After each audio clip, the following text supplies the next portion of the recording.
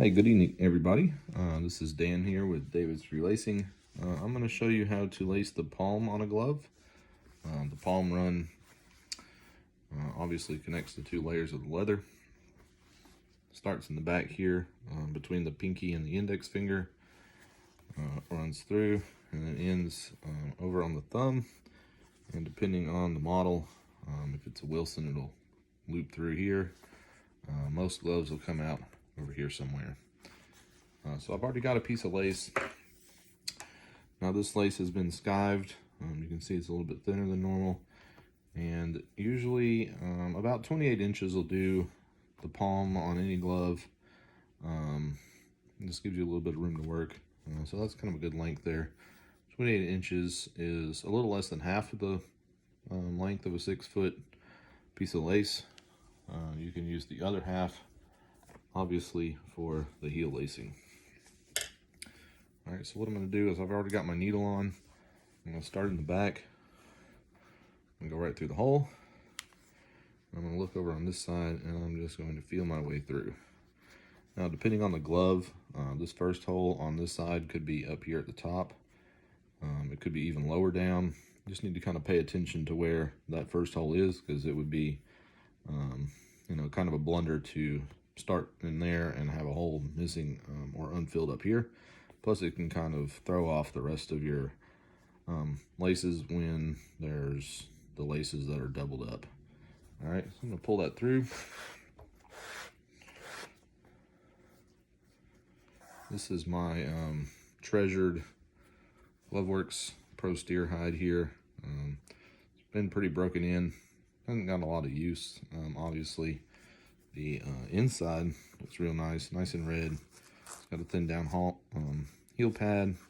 It's got a little kind of leather reinforcement in there. You can see that right there. Pocket grease, obviously. Real nice. All right, so your first hole from here might be one of the trickiest ones, because the problem is inside the glove you've got the pinky loop. Okay, so sometimes you might need to pull the pinky loop kind of aside like that so you can see down in there. Other times you might actually look inside the glove just so you know that your needle is going into the correct hole. All right, normally it's just going to stick in kind of straight. If you look inside the glove, you can see that I'm going to catch the hole. And then on the inside, let me find it.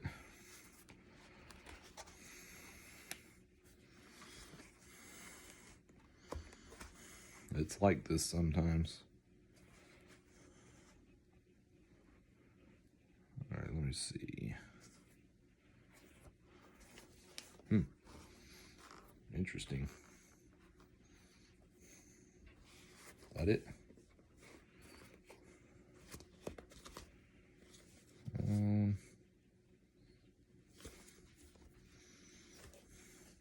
Yeah, that's it. All right. So, the tricky part there is just to find the correct hole that's shoved underneath the pinky loop. Obviously, that's why it's critical to do this step first before you seal up the wrist or the heel. All right, so we have got the first one done. Now it's a matter of moving the pinky loop again to come back out. All right, so what I've done here is kind of work my way around. All right, and if you can see it, I've got, let me see, can you see it in there? I've got 2 pairs of holes, and that'll be for the remainder part over on this pinky side. All right, while you're pulling this here, it's kind of critical that this doesn't twist. Obviously, if it twisted, your lace wouldn't come out with the smooth side up, but also it would cause kind of an uncomfortable little spot in there that your pinky might rub on. All right, from here it just gets easier because you're working towards a more open area. So you should be able to see in here that I've got 2 holes, 1, 2, and only 1 hole here. So what that means is it's going to go in, loop back around, and then double up. So I'm going to come out this way.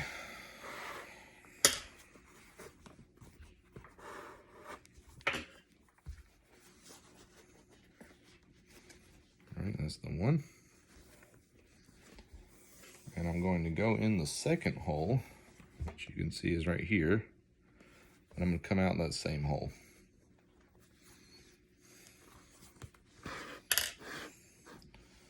Now I pulled most of the length out. I've got a little loop here. Okay, you can see that's big enough to kind of get a finger in. And what I like to do at this point is just kind of give that a little tug. It snugs down this side, pulls out any little excess slack, and then pull it through. Okay, so that process I'm going to repeat again right here. And you can see we're once again right up against the pinky loop. So I'm going to do just kind of tuck it out of the way. I think some Wilson gloves are notorious for being tight right there. And like I said, if you're having trouble finding the hole, just kind of open it up. You see your needle come through.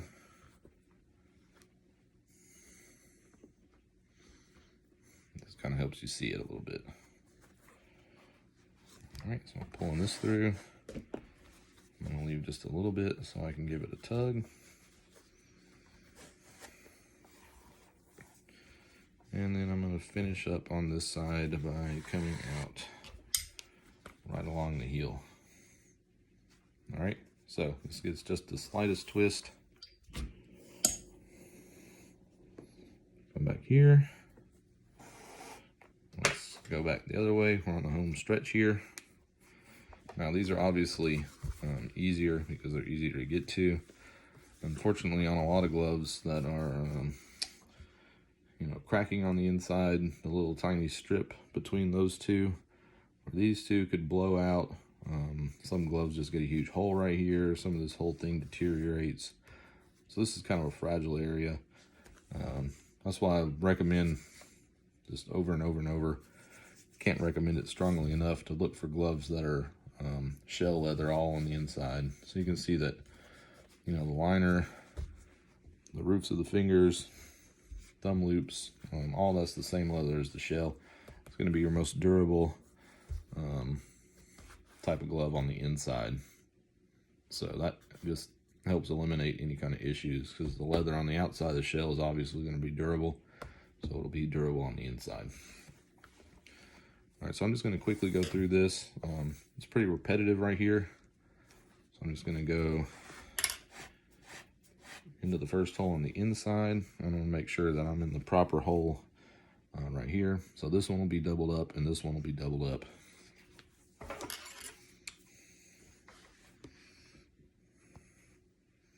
Give it kind of a little angle.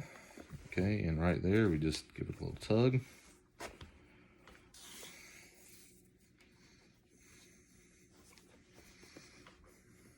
Okay, and just come out the second hole.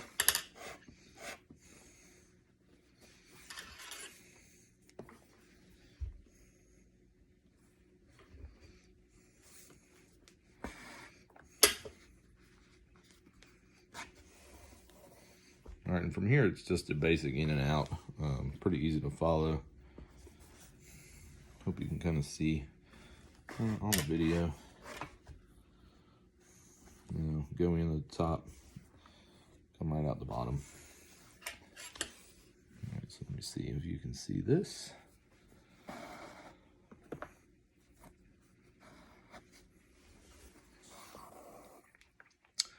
Sometimes right here, depending on your heel padding, it can be a good idea to kind of reach in with these two fingers and hold the pieces together. Just takes out any kind of gap or space. Just something that'll help the form of the glove when you're finished be a little bit better. Now when you get to this point, on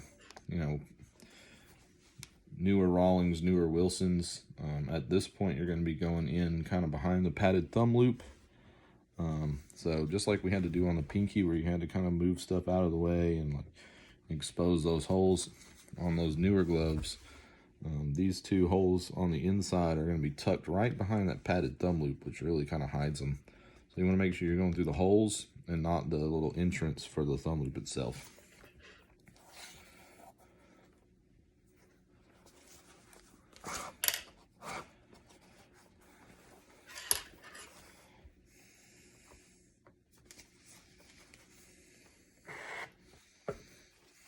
Okay, you want to make sure that this isn't too tight. You know, if you might have seen me just kind of making sure that it was flat. You know, flat is really about all you want for these. You don't want it too tight because it can pucker right here. It could pucker the leather up if you try to draw it together a little much. And depending on the glove, if it's like a Rawlings H-web, it's going to exit up here. Some gloves might have an extra hole just for this lace. Some will end where the web ends. That's what this one does, so I'm just going to pull it out right here. All right. When you pull it out, usually leave about 3 inches just for a little overhand knot. And I'm going to go ahead and tie that.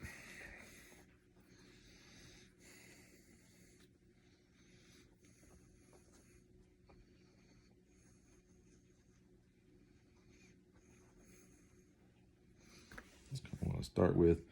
You want to try to get it as close to that as possible, close to the shell as possible. Pull it tight.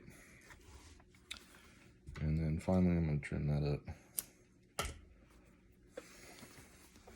Now, technically, you have the palm laced.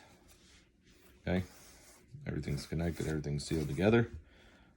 The final step, though, of course, is pounding this. And I'm going to turn the camera around just so you can see kind of how I do it. So I'll take the glove.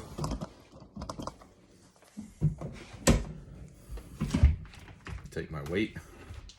You know, this is like a 10-pound weight. Just set it here on my leg. So what I'm working with right now is the weight is just right in this area where these doubled up ones are, underneath the pinky loop. This weight is smooth. It's got like a shiny finish, so it doesn't really mar the glove. And from here, I'm going to just pound them flat.